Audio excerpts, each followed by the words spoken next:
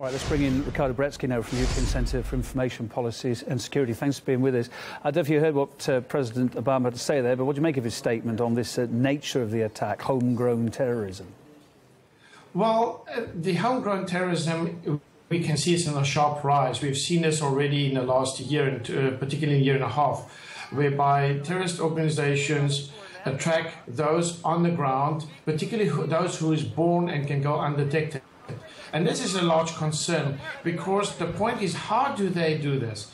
And we suspect that cyber industry plays a huge role in these ways of getting access to people, target people who is of use to them, and they infiltrate that arena, and then from there on they recruit those people.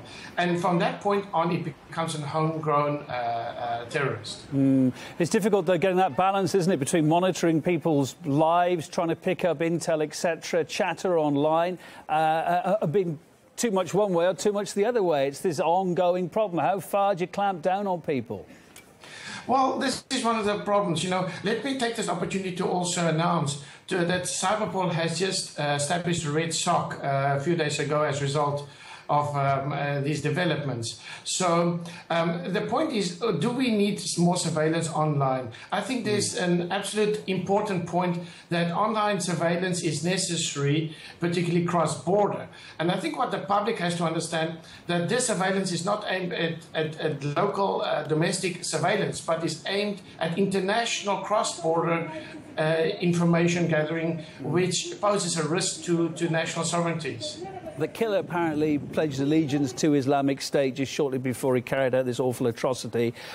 Of course, that doesn't necessarily mean that his actions were directed from the outside, because IS had given its supporters, isn't it, a worldwide carte blanche to do as they wish in its names. It doesn't necessarily mean that he was instructed by anyone else. We don't know if he worked alone or with anyone else here, do we? Well, the problem here is that with the growing cyber threats in the world and the cyber communication, and with the secure cyber tools that's online most pretty freely available, because anybody can today communicate online with highly encrypted military-grade encryption. The problem here is that nobody would really know if there was a communication, if that's the case. And that's one of the main concerns.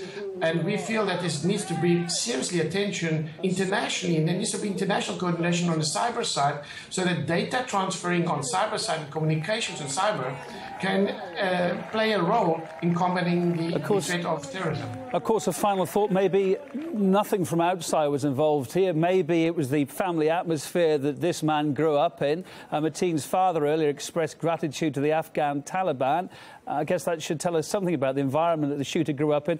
Also, maybe he was just almost driven, deranged by the fact that it's turned out he could have been gay anyway. So maybe all this came from within, if you like. Well, there could be a lot of factors in place. As you know, I've got a reputation not for speculating, but let's put the facts here. And the fact remains is there is a link between the family and Afghan, and that is something that needs to be on the radar in the first place. And I think many people will agree with this. What is important is that what was discussed in the past, and if there's really a political relation. If there was a political relation, then that's a concern, because it raised a red flag as to where this data went. Such a sad weekend. Ricardo Baretzky from the European Centre for Information Policy and Security, thank you for your thoughts. Welcome.